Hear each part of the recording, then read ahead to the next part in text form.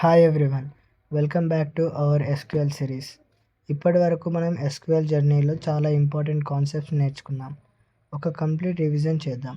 First, data అంటే information. Example name, age, salary, phone number. ఆ ఇన్ఫర్మేషన్ని ఆర్గనైజ్ చేసి స్టోర్ చేయడానికి డేటాబేస్ యూజ్ చేస్తాం. డేటాబేస్ని మేనేజ్ చేయడానికి డిబిఎంఎస్ యూజ్ అవుతుంది. టేబుల్స్ మధ్య రిలేషన్ మెయింటైన్ చేయగలిగే సిస్టమ్స్ని ఆర్డిబిఎంఎస్ అంటాం. తర్వాత టేబుల్స్, రోస్, కాలమ్స్ గురించి నేర్చుకున్నాం. టేబుల్ అంటే డేటా కలెక్షన్, రో అంటే ఒక కంప్లీట్ రికార్డ్, కాలం అంటే ఒక యాట్రిబ్యూట్.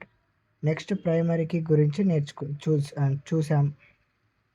ప్రైమరీ కీ ప్రతి రికార్డ్ని యూనిక్గా ఐడెంటిఫై చేస్తుంది. ఫారెన్ కీ యూజ్ చేసి రెండు టేబుల్స్ మధ్య కనెక్షన్ క్రియేట్ చేశాం. తర్వాత రిలేషన్షిప్ నేర్చుకున్నాం. 1 to 1, 1 to many, many to many. SQL basics start చేశాం. సెలెక్ట్ కమాండ్ యూజ్ చేసి డేటా రిట్రీవ్ చేయడం నేర్చుకున్నాం.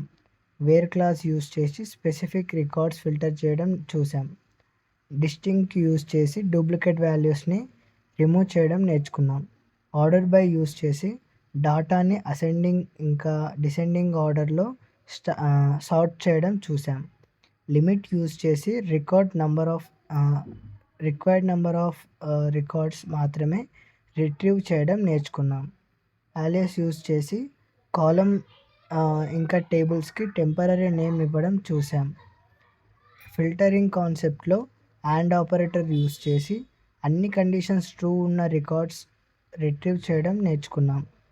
ఆర్ ఆపరేటర్ యూజ్ చేసి ఏదైనా ఒక కండిషన్ ట్రూ ఉన్న రికార్డ్స్ రిట్రీవ్ చేయడం చూసాం. నాట్ ఆపరేటర్ యూజ్ చేసి కండిషన్ని రివర్స్ చేయడం నేర్చుకున్నాం.